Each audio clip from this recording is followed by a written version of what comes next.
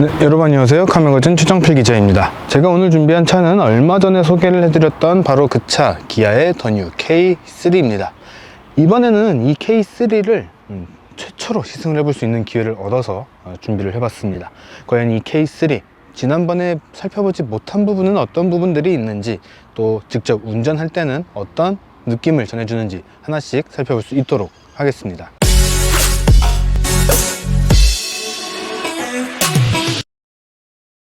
자, 현대차도 그렇고 기아도 그렇고 지금 완전히 새롭게 출시되고 있는 모델들은 3세대 플랫폼이 사용이 되고 있죠. 그러니까 이 차 같은 경우에는 2세대 플랫폼을 사용을 한 2세대 모델의 끄트머리에 있는 그런 모델입니다. 우연의 일치인지는 모르겠지만 지금 K3 자체도 2세대 모델이고 2세대 페이스리프트 모델이기 때문에 말 그대로 이 현대기아차 그룹, 현대차 그룹 전체의 라인업 중에서 2세대의 끄트머리에 있는 그런 모델이라고 할 수가 있습니다. 다른 말로 하면은 2세대에서 만들었던 모든 기술들, 그것들을 이 K3에 맞춰서 꽉꽉 눌러 담은 그런 모델이라고 이야기를 할 수가 있는 거예요. 사실 이 K3가 참 재밌는 점은 어떤 짓을 해도, 어떤 행동을 해도, 어떤 시도를 해도 아반떼하고 비교를 해서 항상 아반떼 뒤쪽에 가려졌다는 겁니다. 사실 이 K3도 상당히 가성비가 훌륭하고 기본기가 굉장히 뛰어난 차인데 이런 부분에서는 좀 아쉽다, 이렇게 이야기를 하고 싶어요. 일단 어떤 점이 포인트인가 하고 봤더니 요즘에 나온 이 기아 모델들, 사실 얼마 전에 소개를 해드렸던 K8에서도 보셨죠? 범퍼하고 헤드라이트, 그릴이 완전히 일체형처럼 보이는 그런 디자인을 선보였었고, 또 계속해서 그런 디자인을 시도를 하고 있는데, 그런데 이 K3 같은 경우에는 직전 세대의 디자인을 아직은 사용을 하고 있다 보니까 조금 좀 어중간하게 보일 수도 있는 그런 디자인이 적용이 됐어요. 2세대의 디자인을 그대로 유지를 하면서도 현재 새롭게 출시를 한 3세대 디자인, 이 디자인을 같이 선보이기 위한 그런 노력을 많이 했다는 점을 알 수가 있습니다. 그래서 포인트가 되는 부분이 어디인가를 살펴보면은 일단은 이 호랑이코 그릴부터 이야기를 해야 되지 않을까 싶어요. 요즘에는 호랑이코라고 안 하고 타이거 페이스라고 이야기를 하는 것 같은데, 그 전통적인 디자인과 새롭게 만들어 나가는 그 디자인을 모두 담으려고 한 그런 모습을 확인을 할 수가 있습니다. 일단은 기아의 요 상징과도 같은 이런 부분들은 그대로 유지가 됐는데, 또 헤드램프하고 연결되는 부분을 보면은 최소한의 베젤만을 사용을 했어요. 기존 K3 같은 경우에는 크롬 라인으로 요 그릴을 한 바퀴 쭉 둘러서 그릴을 조금 더 돋보이게 만들고 헤드램프하고 딱 분리가 된 그런 디자인을 만들었었는데, 이번에는 최소한의 베젤만을 사용을 해서 요 위쪽과도 크게 차이가 나지 않고 헤드램프하고도 연결이 된 듯한 그런 디자인을 만들어 놨습니다. 이런 부분이 2세대하고 3세대 사이에서 굉장히 많은 노력을 했다는 점을 알 수 있는 부분 아닌가 생각이 되고요. 그릴 전체를 감싸고 있던 크롬 같은 경우에는 이 가운데를 비우고서 이 콧수염처럼 이렇게 배치를 해놨습니다. 근데 이 콧수염이 헤드램프까지 쭉 감싸고 있어요. 다르게 이야기를 하면은 이 구렛나룻이 콧수염하고 연결이 된 듯한 그런 웃긴 디자인인데 네, 이런 느낌이 좀 들 수도 있는데, 굉장히 많은 고민 끝에 나온 디자인이라는 것을 생각을 할 필요가 있습니다. 그리고 지난번에는 확인을 하지 못했던 부분인데요, 되게 재밌는 부분이 하나가 있어요. 조립을 하면서 들어갈 만한, 사용을 할 만한 그런 부분은 아닌데, 헤드램프 끝부분에 약간 들어간 부분이 있습니다. 이게 뭐 깨지거나 그런 건 아니고요, 왼쪽 오른쪽에 다 동일하게 적용이 되어 있거든요. 그런데 이 부분은 어떤 의도로 이렇게 디자인을 했는지는 사실 잘 모르겠어요. 갑자기 쑥 들어가고 여기서 뭔가 디자인이 쭉 이어진다거나 그런 것도 아니기 때문에 약간 좀 뜬금없는 그런 부분이 있다, 이렇게 이야기를 하고 싶습니다. 이 부분의 정체를 설명을 듣고 싶네요. 그리고 지금 이 차에 적용된 컬러는 플래티넘 그라파이트라는 색상입니다. 상당히 짙은 회색에 해당을 하는 건데, 이 색깔 덕분에 이렇게 들어간 크롬 포인트 부분이 굉장히 눈에 잘 띄어요. 그런데 이렇게 짙은 색깔이 들어갔음에도 불구하고 이 그릴이라든가 범퍼 옆에 들어간 부분, 범퍼 아래쪽에 들어간 부분, 이렇게 골고루 적용된 이런 하이글로시 블랙 부분이 생각보다 좀 눈에 잘 띕니다. 보통은 이렇게 짙은 색깔, 짙은 색이면은 눈에 잘 안 띌 수도 있는데 의외로 꽤 눈에 띄어요. 그래서 이런 모습들을 보고 있으면은 이 K3, 더 뉴 K3가 미생을 따라한 그 광고를 사용을 하고 있죠. 배우 임시완 씨까지 출연을 하면서 굉장히 재밌는 그런 광고를 선보이고 있는데, 사회초년생, 이제 막 직장인이 됐음에도 불구하고 이 직장인으로서의 이 갖춰진 복장과 그 안에서 이 포인트를 드러내고 싶은 그런 욕망들을 같이 표현을 한 것 아닌가, 이렇게도 생각이 듭니다. 페이스리프트라는 변경 자체가 엄청나게 많은 것이 바뀌는 것이 아니고 부분 조금씩만 바뀌는 것이 포인트다 보니까, 저번에 말씀드렸던 것처럼 이 옆모습 같은 경우에는 변화의 포인트가 전혀 없다, 이렇게 생각을 하실 수도 있습니다. 그럼에도 좀 바뀐 부분이 있는데, 바뀐 부분이 어떤 건가 하면은 이 바퀴 디자인이에요. 지금 이 더 뉴 K3 같은 경우에는 15인치, 16인치, 그리고 지금 보고 계신 이 17인치까지 총 3종류의 휠이 장착이 되는데, 15인치 같은 경우에는 흔히 생각을 하시는 뭐 카쉐어링, 뭐 그린카나 소카에서 볼 수 있는 그런 가장 기본형 휠이라고 생각을 하시면 좋을 것 같아요. 그리고 16인치 휠 같은 경우에는 실제로 구매를 하시는 분들이 가장 많이 선택을 하지 않을까 싶은 적당히 세련된 디자인이 적용이 된 그런 휠이 장착이 되어 있고요. 지금 보시고 계신 27인치 휠 같은 경우에는 K3 GT하고 함께 이런 최상위 트림 풀옵션에서 장착이 가능한 그런 휠입니다. 사실 지금 보고 계신 27인치 휠의 디자인은 기존의 아반떼 스포츠라든가 기존의 K3 GT에서 볼 수 있었던 살이 굉장히 많이 들어간 이런 디자인이 적용이 되어 있어요. 그런데 지금 전체적인 차의 비율과 봤을 때 꽉 들어차는 듯 하면서도 뭔가 공중해 보이죠. 이게 이 차 자체가 그렇게까지 스포티하게 타는 차는 아니고, 스포티한 느낌을 낼 수는 있지만 또 그런 성향을 가진 것은 아니다 보니까 이렇게 비율에서의 차이가 생긴 것 아닌가 생각이 듭니다. 그리고 이번 모델에서 디자인 변화의 포인트 중에 하나는 앞뒤로 3줄씩 들어간 요 LED 라이트거든요. 그런데 여기에 약간 함정이 있는 게, 지금 제가 가지고 나온 이 차 같은 경우에는 최상위 트림의 풀옵션 모델입니다. 그렇기 때문에 지금 이 3줄의 라이트가 들어간 건데, 아래 트림으로 내려가면은 기존과 비슷한 형태의 그 일반적인 콤비네이션 램프가 적용이 되고 있습니다. 이쪽에 이렇게 살짝 내려갔다가 이렇게 직선으로 오게 되는 그런 형태가 적용이 되어 있고, 또 한 가지 재밌는 점은 이번에 K3 GT도 새롭게 변경된 디자인이 적용이 돼서 출시가 됐거든요. 그런데 K3 GT 같은 경우에는 뒤쪽이 완전히 동일해요. 바뀐 거는 로고뿐 이 정도만 바뀐 정도로 완전히 동일한 그런 디자인이 적용이 됐습니다. 그래서 K3 GT 같은 경우에는 테일램프 역시 가운데하고 끝쪽에하고 한 번씩 내려갔다가 올라오는 그 기존의 테일램프 디자인이 그대로 적용이 되어 있습니다. 그래서 이 K3 같은 경우에도 상위 트림하고 하위 트림하고의 격차가 좀 있기는 하지만, 기존 모델과의 차이는 최소한으로 해서 정말로 최소 비용에 최대 효과를 만들어내려고 노력도 했고요. 기존의 K3를 가지고 계셨던 오너분들이 야, 내 차가 벌써 구형이 됐어 라는 생각이 조금 덜 들 수 있도록 나름의 배려를 한 것 아닌가 생각이 듭니다. 이 변화의 폭을 일일이 따져보면 생각보다 많은 부분이 바뀐 것을 알 수가 있습니다. 뒷모습 같은 경우에는 예전과 동일하게 이 범퍼 쪽에 들어간 포인트 부분이 그대로 남아있죠. 방향지시등하고 후진등이 포함되어 있는 이 형태, 예전에는 이 역삼각형 형태로 있었던 부분인데 지금은 물방울 모양이라고 해야 될까요? 그런 형태로 좀 변경이 되었습니다. 그럼에도 불구하고 저 위치에 그대로 남아있기 때문에 기존의 디자인을 그대로 유지를 하려고 많이 노력을 했다는 점을 알 수가 있죠. 그럼에도 불구하고 많이 바뀌었다고 이야기를 하는 부분은 이 범퍼 아래쪽입니다. 예전에는 이렇게까지 노골적으로 뒤쪽까지 이 타이거 페이스 디자인을 적용을 하진 않았었는데, 지금 이 더 뉴 K3 같은 경우에는 이 아래쪽에다가 이 호랑이코 그릴과 같은 부분을 적용을 해주면서 앞쪽과 통일감도 주고 우리가 아직까지는 이 디자인을 사용하고 있습니다 라고 표현을 하는 듯한 그런 요소도 남겨두었죠. 그리고 요즘에 많은 차들이 이 배기구를 겉으로 드러내지 않고 다 범퍼 안쪽으로 숨긴 다음에 이렇게 디자인 요소로만 표현을 하고 있다고는 하지만 양쪽에다가 이렇게 꽤 크다란 사이즈로 디자인을 남겨둔 것은 좀 인상적입니다. 왜 그러냐면은 지금 이 더 뉴 K3 같은 경우에는 이 조수석 뒤쪽에 하나의 배기구 구멍만 나와 있기 때문이죠.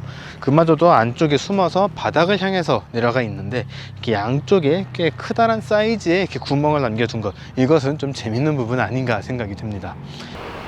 그리고 지난번 영상에서 한번 말씀을 드렸죠. 오늘은 일부러 좀 불이 잘 보이는 곳에다가 이렇게 불을 켜놨는데, 테일램프에서부터 이어진 이 3줄의 점선이 쭉 이어질 듯처럼 이렇게 안쪽에 이 그래픽이 자리를 하고 있습니다. 그런데 이 가운데 부분에는 실제로는 불이 들어오지는 않아요. 이 부분은 실제로 연결해 줬어도 괜찮겠다라는 생각이 들기는 하는데 아마 이 원가 문제로 포함을 하지 않은 것 아닌가 생각이 듭니다. 서드파티 제품을 이용을 해서 이 부분을 튜닝하는 분들도 꽤 나오지 않을까 생각은 드는데, 사실 등화류 관제 튜닝은 불법에 해당을 하니까 꼭 잘 알아보시고 시도를 하셨으면 좋겠습니다. 트렁크를 여는 버튼 경우에는 이 신형 기아 로고 아래쪽에 있는 버튼을 누르면 되는데, 아반떼 때도 그랬고 기존의 K3 때도 그랬고 전동 트렁크는 적용이 되지 않았어요. 그냥 버튼을 눌러서 열면 되고, 그리고 닫는 것도 손으로 이렇게 닫으면 되는데, 트렁크 마감이나 이런 부분들이 가격대가 가격대다 보니까 조금은 좀 허접하게 되어 있는 그런 모습들을 확인할 수가 있습니다. 이렇게 트렁크 이런 부분들도 이렇게 그냥 손으로 당기기만 해도 이렇게 벌어지는 듯한 이런 모습도 확인을 할 수가 있어요. 상위 트림에서만 사용이 가능한 거긴 한데 뒷좌석을 폴딩할 수 있는 기능이 들어가 있습니다. 트렁크 쪽에서 이렇게 레버를 당겨주면은 이렇게 뒷좌석을 폴딩을 할 수가 있는데, 이 부분은 이제 실내에서 다시 한번 설명을 드릴 수 있도록 할게요. 트렁크 공간 같은 경우에는 요즘에 리페어 키트를 많이 사용을 하고 있죠. 스페어 타이어를 다 빼버리고 리페어 키트를 사용하고 있는 덕분에 요 아래쪽에도 공간이 꽤 있는 편이고요. 지난번에는 좀 골프백 넣는 게 좀 쉽지 않을 것 같다 이렇게 이야기를 드렸었는데, 지금 이렇게 텅 빈 상태에서 보니까 골프백 하나는 무던하게 넣을 수 있겠다라는 생각이 듭니다.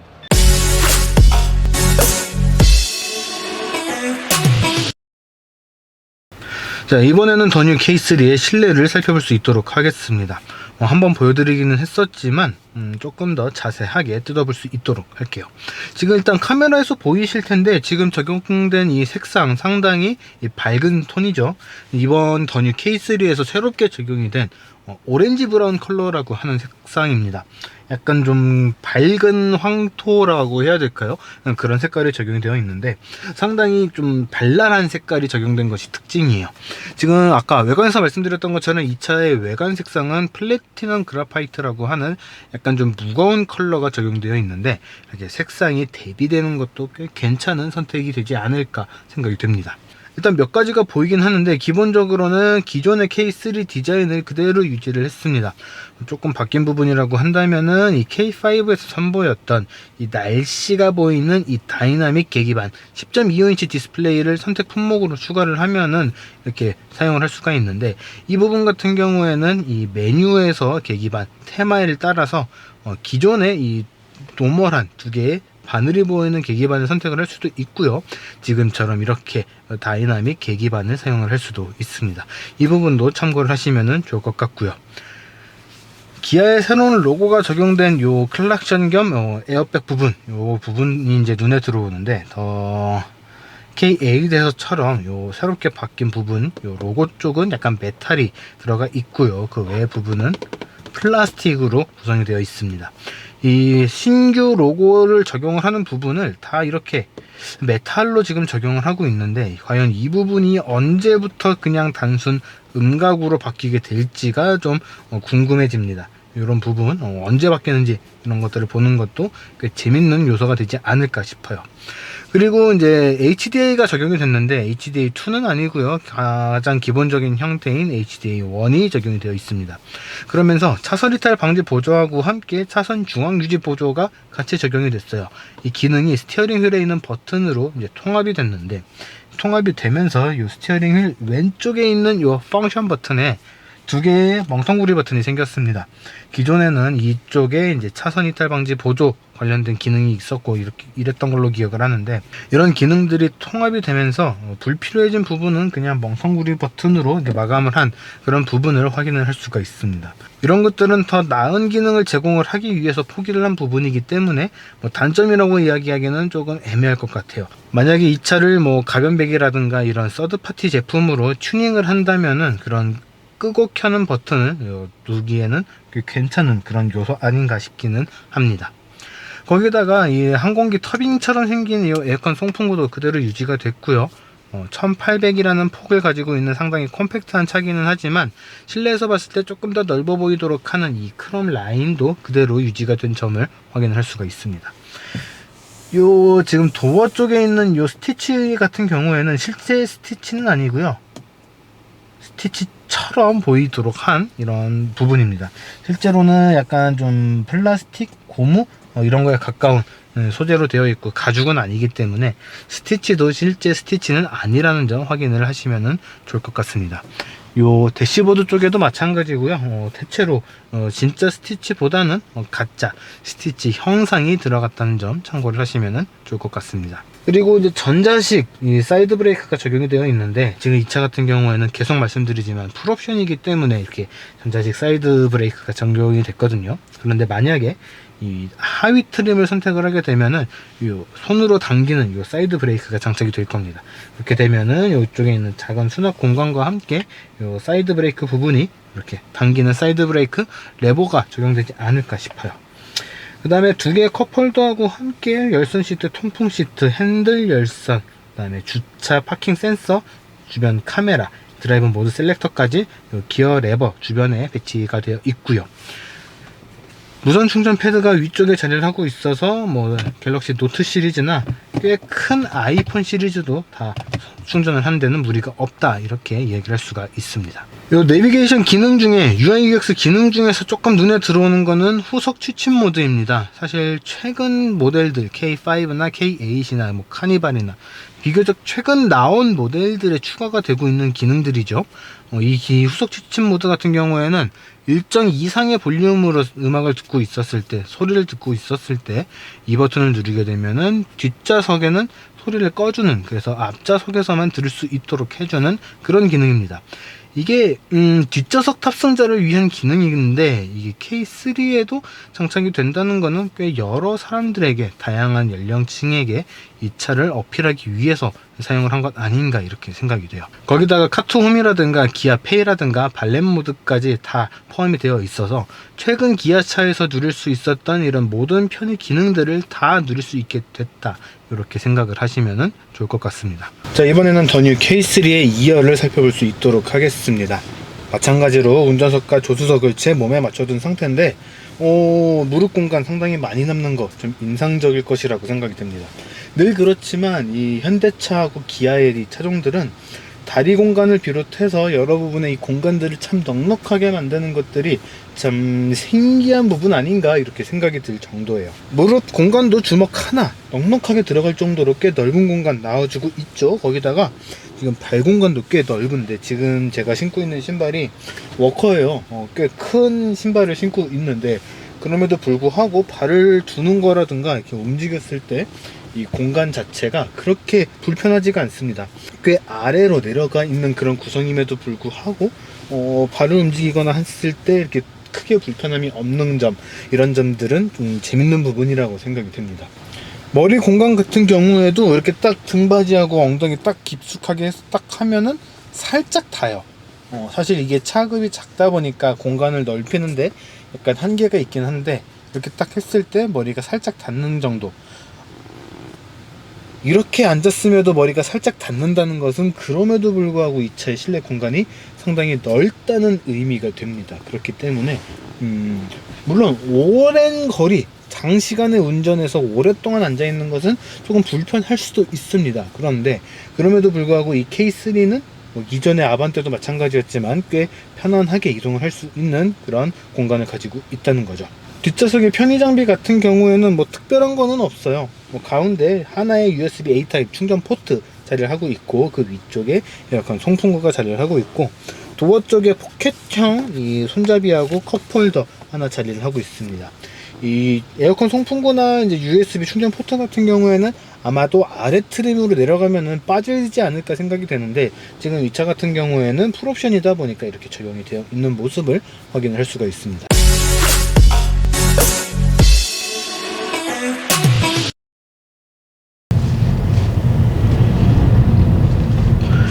자, 이번에는 더 뉴 K3를 직접 운전을 해볼 수 있도록 하겠습니다. 사실 파워트레인이라든가 변속기라든가 굉장히 이제는 현대차 그룹 안에서 굉장히 익숙해진 그런 구성이죠.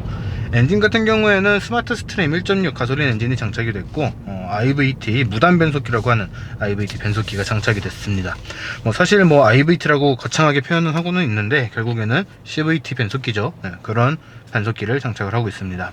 그렇게 해서 발휘하는 성능은 최고 출력 123마력, 최대 토크는 15.7kg/m를 발휘해요. 사실 이 출력은 1세대 K3하고 비교를 하면은 오히려 낮아진 수치입니다. 그리고 지난 페이스리프트 이전 모델과 비교하면은 동일한 그런 수치죠. 아반떼 같은 경우에도 AD에서 AD 페이스리프트 모델로 넘어가던 그 시기에 이렇게 스마트 스트림 엔진으로 파워트레인이 변경이 되면서 출력이 한층 더 낮아졌어요. 그런데 이런 출력의 저하는 이 엔진이 추구하는 것 자체가 뭔가 스포티하고 파워풀하고 강력한 그런 성능보다는 굉장히 고효율, 연비도 굉장히 높게 끌어올리고 굉장히 효율이 좋은 그런 세팅을 목표로 했기 때문에 이런 결과가 좀 발생을 했다고 생각을 하시는 것이 좋습니다. 사실 이 K3는 운전하기가 굉장히 편한 그런 크기를 가지고 있습니다. 앞뒤 길이, 전장은 4645mm고요. 좌우 폭은 1800. 이 위아래 전고 역시 한 1440 정도로 기억을 하고 있습니다. 전체적으로 상당히 컴팩트한 사이즈고, 앞뒤 이 휠 베이스 축간거리 역시 한 2700 정도 상당히 컴팩트한 그런 이 차의 크기를 가지고 있습니다. 그런데 이 파워트레인, 이 출력은 이 기존보다 낮았다고는 하지만 그래도 그렇게 부족하지 않은 성능을 발휘를 하거든요. 그렇기 때문에 이 차를 운전을 해보면은 다루기가 굉장히 쉽습니다. 앞바퀴의 굴림으로써 굉장히 매끄럽게 움직이는 것도 있고, 차 크기도 작고 이 축간 거리도 짧다 보니까 뒷바퀴도 굉장히 잘 따라오고, 전반적으로 굉장히 운전이 쉬운 그런 모델 중에 하나라고 이야기를 할 수가 있어요. 요즘에는 차의 흐름 자체가 이 SUV로 많이 넘어갔죠. 그래서 첫 차로도 SUV를 선택을 하시는 분들이 굉장히 많은데, 이렇게 SUV가 인기를 끌기 전에는 첫 차를 산다 그러면은 많은 사람들의 선택지는 그러면은 당연히 아반떼 아니면은 K3지, 이렇게 이야기를 했었습니다. 그만큼 이 K3는 운전하기도 정말 쉽고, 또 아반떼하고 비교를 했을 때 이 가격이 비교적 더 저렴했기 때문에 굉장히 부담없이 살 수 있는 그런 차였습니다. 이런 특징 때문에 기업체에서도 법인용 차로, 회사용 차로 굉장히 많이 구매를 한 모델이기도 합니다. 조금 더 여유가 있는 분들은 아반떼, 그렇지 않은 분들은 K3, 이렇게 구분을 하시는 분들도 계신데, 꼭 그렇지는 않겠지만 또 어느 정도 그런 부분이 있다고는 생각을 해요. 왜냐면 회사 같은 경우에는 최저 비용 최대 효과를 원하는 그런 희망 사항들, 이런 성향들이 있기 때문이죠. 그런데 이 K3는 K9과 함께 기아에서 판매하고 있는 모델 중 가장 가성비가 뛰어나면서도 가장 평가절하되어 있는 모델이라고 생각을 합니다.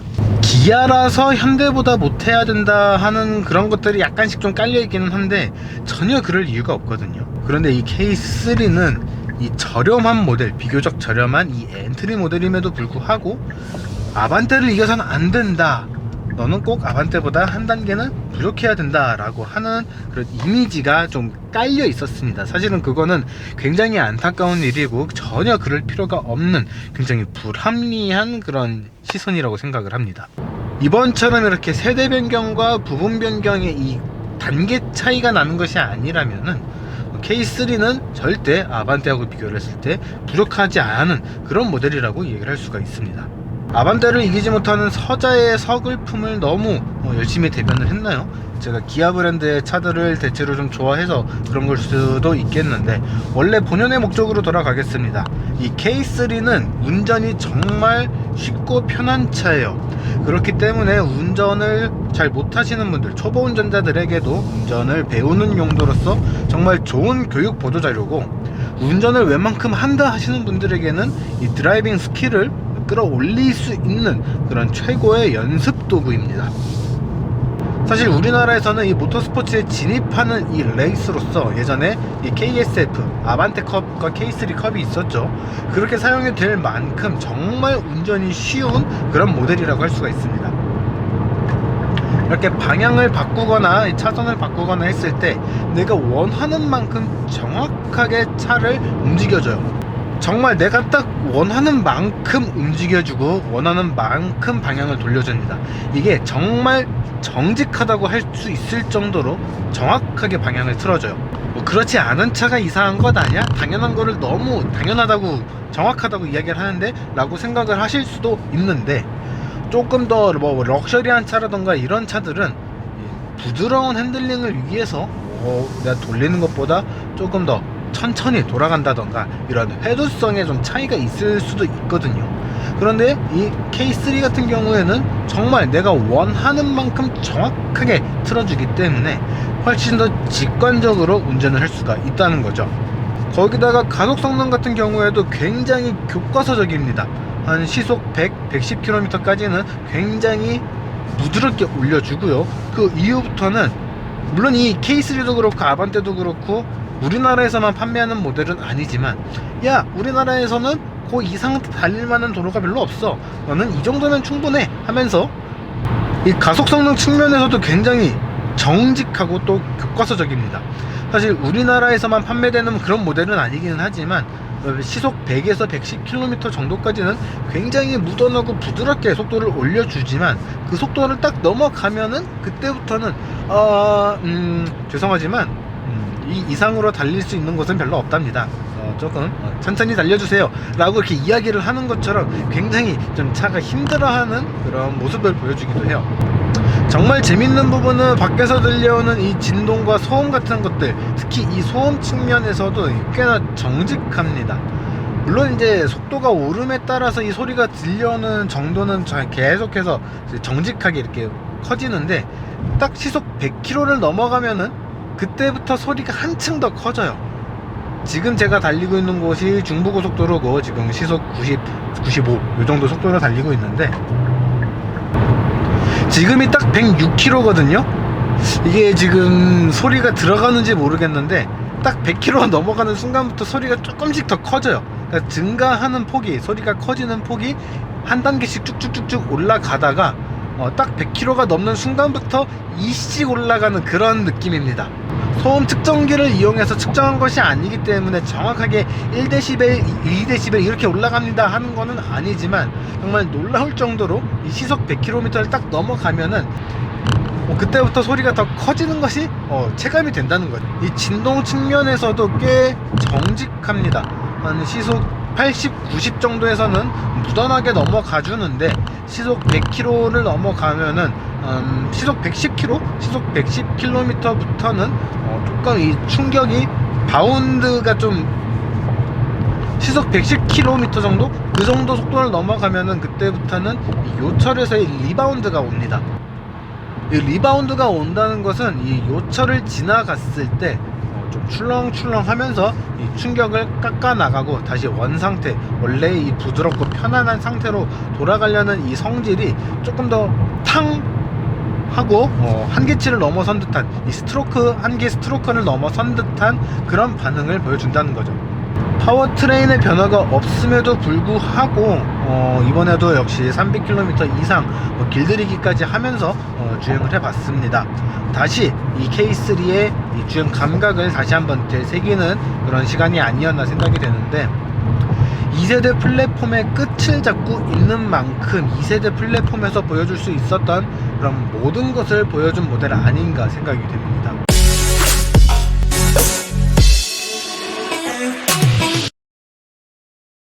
지금까지 기아의 더 뉴 K3를 세계 최초로 시승을 해봤습니다. 예전에 가지고 있었던 이 장점은 고스란히 유지를 했고, 거기서 상품성을 더 개선을 했기 때문에 저는 지금 시점에서도 이 차를 살래? 라고 물어보면은 살 수 있을 것 같아 라고 이야기를 하고 싶습니다. 구매 가격에 대한 이야기를 해보면은 가장 저렴한 이 깡통이라 그러죠. 최하위 트림을 선택을 하면은 약 1,700만원대에서 구매를 할 수가 있고요. 이 일반형의 K3를 기준으로 했을 때 이 최상위 트림의 풀옵션, 오늘 제가 가지고 나온 이 차하고 같은 이 사양으로 구매를 하시게 되면은 약 2,600만원, 이게 개별 소비세 할인 혜택이 종료가 돼도 2,600만원대에서 구매가 가능하다는 것이 정말 이 K3의 장점 아닌가 싶습니다. 반면에 약간 높은 성능을 가지고 있는 K3 GT 같은 경우에는 2,600만원에서 시작이고요. 풀옵션을 다 하면은 2,900만원대 등록세까지 다 하면 3,100만 원에 구매가 가능합니다. 이 3천만 원대까지 올라간다는 것이 약간 좀 걸림돌이 될 수는 있는데, 이 K3라는 차의 가치는 아무래도 좀 저렴한 가격에서 효율적으로 사용을 하는 거다 보니까 이런 부분들을 잘 고려를 해서 구매를 하시면 좋을 것 같습니다. 만약에 회사용 자동차, 첫 차 이런 것에 구매를 고려하고 계신다면은 이 K3는 분명 뛰어난 이 가성비를 보여줄 테니까 여러분들도 꼭 살펴보시고 결정을 하시기 바라겠습니다. 자, 이번 영상은 여기까지고요. 지금까지 카메거진 최정필 기자였습니다. 구독과 좋아요, 알람 설정까지 부탁드릴게요.